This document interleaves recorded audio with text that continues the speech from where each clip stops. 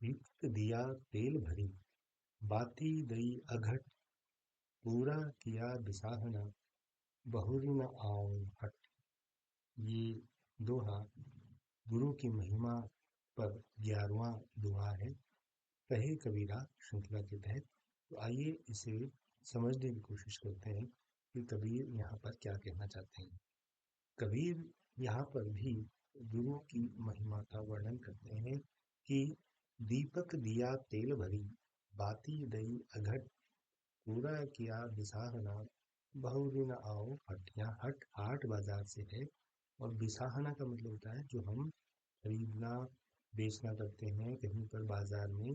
तो कबीर कह रहे हैं कि अब तक मैं बार बार इस बाजार रूपी संसार में बहुत सारी चीजों और वस्तुओं के मोह में बंधा हुआ था, लेकिन जैसे ही गुरु के संपर्क में आया, शिक्षक के संपर्क में आया, तो सच्चे गुरु ने ज्ञान रूपी दिए में भक्ति का तेल भरकर और कभी न खत्म होने वाली, कभी न घटने वाली, अघटने वाली जो दी बाती है वो दे दी है मेरे हाथ में।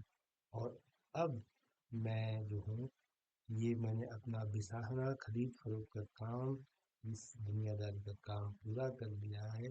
और अब मैं बार बार इस हाट में यानी इस संसार में मुझे बार बार आना नहीं पड़ेगा, क्योंकि मेरे ज्ञान के चक्षु खुल गए हैं।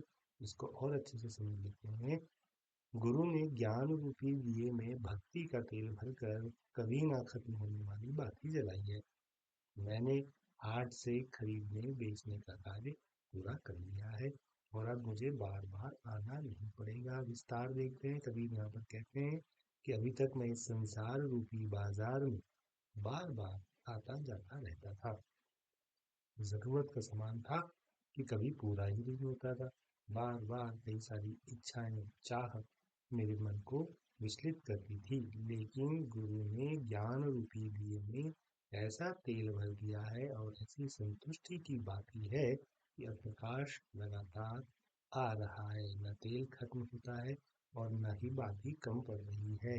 यानी संसार रूपी हाट बाजार में जो माया, मोह, भोग, विलास, तृष्णा और सांसारिक कर्म कांड की वस्तुओं में ये बार बार मुझे मोह पाश में जकड़कर आकर्षित करती थी, बांध के रखती थी, विचलित करती थी।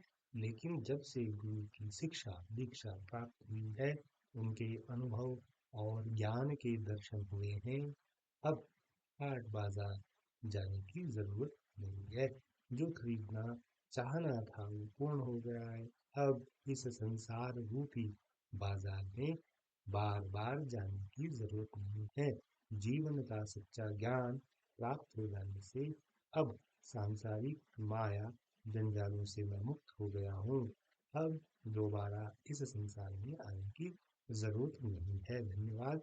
और ये जो दोहा है वो हमें ये भी बताता है कि इस संसार में सब कुछ नश्वर तो है, लेकिन हमारे मोह, हमारा लोभ, हमारा लालच, हमारा मद, हमारा अहंकार, हमारी महत्वाकांक्षाएं इतनी बढ़ जाती हैं कि हम इसको चाह कर भी नहीं छोड़ पाते।